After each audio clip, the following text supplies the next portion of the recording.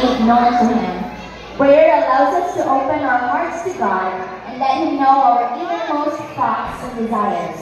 With that, may I request our lead pastor, John Lane O. Labrador, to lead us in prayer for our kindergarten completers. We'd like to request all the completers to be here in front.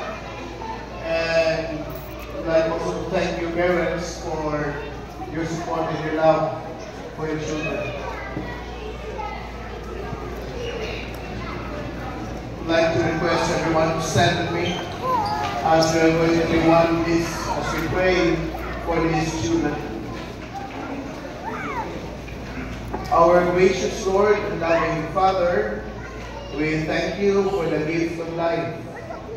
Thank you for the lives of these children, because I believe in my heart that along with the life that you have given them are your wonderful plans and purposes that you have already planned for these children.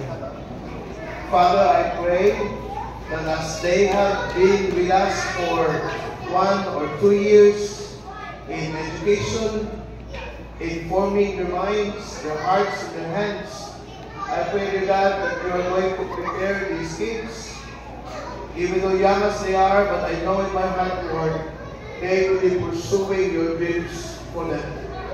I pray that you're going to prepare them to pursue their education. You are going to be with them. You are going to make them strong. You are going to make them stable. Stable in their mind, to think what is right. Stable in their heart, to feel what honors you.